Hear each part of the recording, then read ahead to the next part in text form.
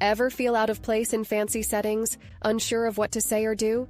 You're not alone. Many people find themselves lost in the world where unspoken rules and quiet elegance set the tone. Today, we're diving deep into the hidden code of old money etiquette. Stay tuned, because you might be surprised by what really counts. Old money etiquette is more than just fancy manners or a strict set of rules to follow. It's a mindset that sets the tone for how you interact with others in social settings. And believe it or not, it's still incredibly relevant today.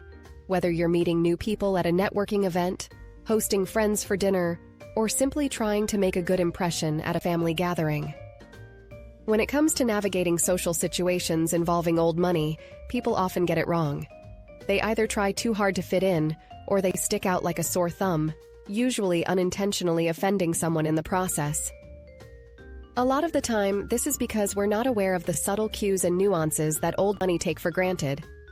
We might mistake their reserve for snobbery, or their polite distance for disinterest. We might also assume that because they're wealthy, they're automatically arrogant or entitled. But the truth is, old money etiquette is rooted in respect, tradition, and a deep understanding of social hierarchy. One of the biggest mistakes people make when dealing with old money is trying to buy their way into their circles. Newsflash: you can't buy class, and you certainly can't buy your way into the upper echelons of society. Old money are not impressed by your designer labels or your flashy jewelry. What they care about is your character, your values, and your ability to hold a conversation that's not about yourself. Another mistake is being too familiar too quickly. Old money value their personal space and their relationships, and they don't take kindly to people who overstep boundaries or try to get too close too fast. Remember, these are people who are used to being around other high-caliber individuals, and they can spot a phony from a mile away. So, what are the unwritten rules of old money etiquette that you need to know? Well, rule number 1 is that subtlety is key. Have you ever noticed how, in a room full of truly wealthy people, it's not the loudest or flashiest person who stands out? That's because, in old money circles, drawing attention to yourself is seen as, well, a bit gauche. They value restraint and subtlety, and they expect the same from others. This means no loud conversations, no oversized designer logos, and no attention-seeking behavior. The goal is to be understated, elegant, and refined. Think of it as blending in, but with a quiet sense of self-assurance that doesn't need to be announced. Before we continue with the rule number 2, welcome to Manners Matters. If you're new here, make sure to subscribe for more tips on refined living, class, and elegance. Join our community and elevate your lifestyle. Rule number 2 is that discretion is everything. Old money are often privy to sensitive information, and they know how to keep secrets. Imagine you've just met a well-known figure at an exclusive dinner party, someone most people would be thrilled to name drop. But in old money circles, casually boasting about that encounter, or sharing private details from the conversation, is a big faux pas. Discretion means keeping those moments to yourself, out of respect for others and to maintain a reputation for trustworthiness. This means no gossiping, no sharing confidential information, and no drama. Remember, your reputation is everything, and old money will quickly distance themselves from anyone who can't be trusted. What do you think? Is keeping secrets easier said than done? Rule number 3 is that tradition matters. Old money families have a deep respect for history, heritage, and tradition. This means respecting the customs and rituals that have been passed down through generations and not trying to reinvent the wheel. A well-known example is Meghan Markle, who faced intense scrutiny when she joined the British royal family. Coming from a different background, she often struggled with the strict traditions that define royal life. Whether it was the order in which family members enter a room, the formal dress codes, or the unspoken rules about how much one shares with the public. She found it impossible to adapt and eventually left. In old money circles, these customs are more than just rules. They're part of a shared identity and history that must be respected.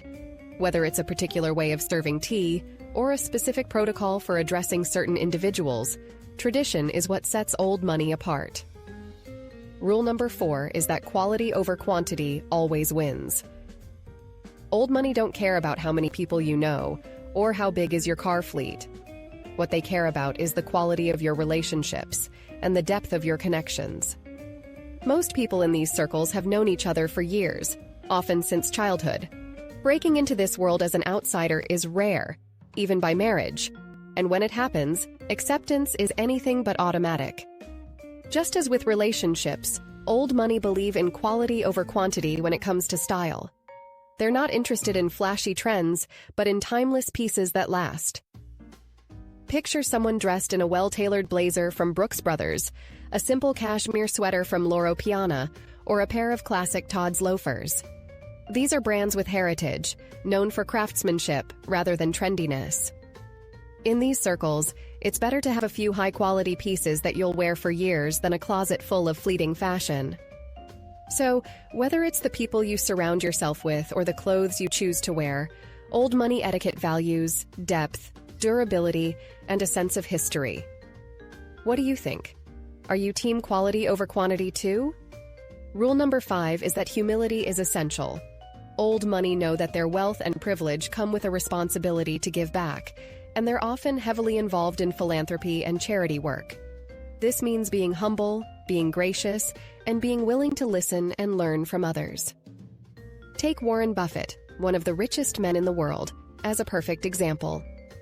Despite his billions, he still lives in the modest house he bought in 1958, drives an ordinary car, and is famously humble about his success.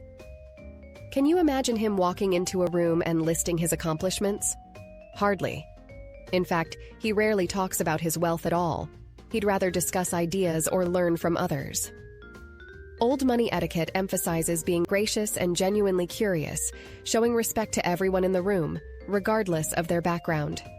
The unspoken rule? If you're truly secure in your wealth, you don't need to announce it. The most critical takeaway from these etiquette rules is that they're not just about following rules, they're about becoming a better person. When you focus on being understated, discreet, respectful, humble, and authentic, you start to build real connections with others, and you start to earn their respect. And that is priceless. So, what do you think about old money etiquette? Share your thoughts and experiences in the comments below. And if you're curious about the differences between old money and new money, be sure to check out my video on that topic. If this video gave you a fresh perspective, be sure to give it a thumbs up, share it with a friend, and subscribe so you never miss out on our latest insights. Thanks for watching. See you in the next one. And remember, stay classy, manners matters.